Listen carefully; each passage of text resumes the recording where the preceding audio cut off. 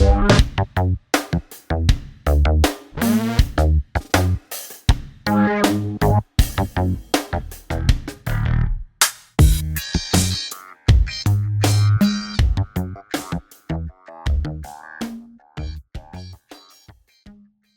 have two basic shapes.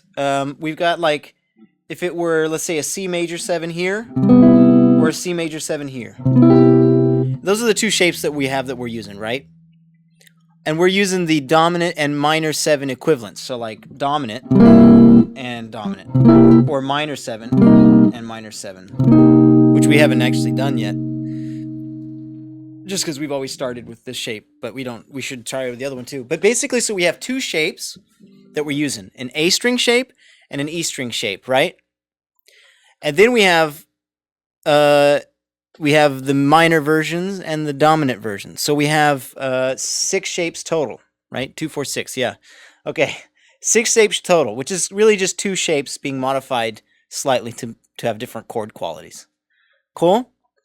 I would use just those first because you already know them and they're very close, or at least a couple of them might have been new. In fact, let's just walk through those real quick. Let's play C major 7. Good. And now pick up your middle finger, and it becomes C dominant 7. And now move your pinky down a fret. I pick up my pinky and put my middle finger there, you know, and we got our minor. So those are our 3 A string shapes. Cool. And now let's take a look at the minor ones, or sorry, the E string ones. So let's do G major 7. And then we'll take our 7, which is the D string, and move it down a fret, and we have the G7.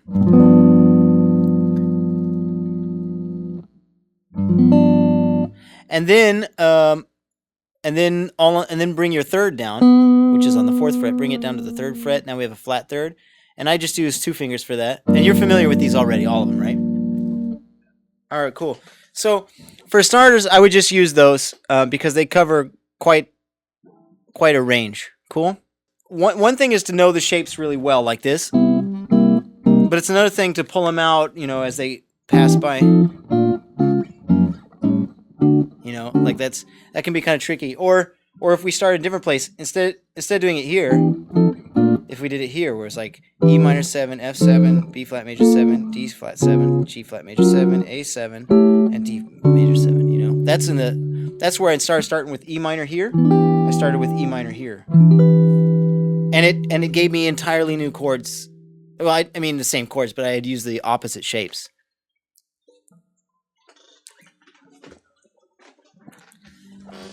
Yeah, the voicings changed. The voice leading changed.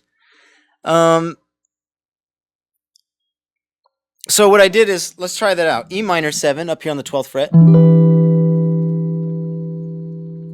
And then F7.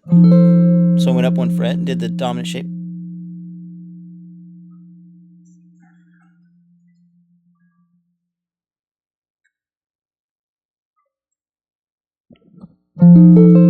And then, what do we got? Oh, B flat major 7, which is going to be on the same fret of the A string.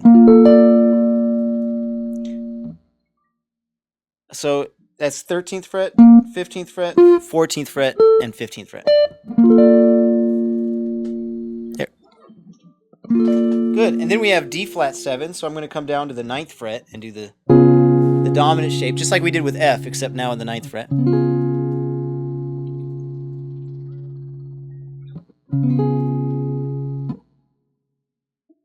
Good. And then, yeah, so you see, now I'm just doing the same things, just the inverted, and it's misleading, the opposite shapes. When we used to have an A string shape, we now have an E string shape. And so forth. So, they're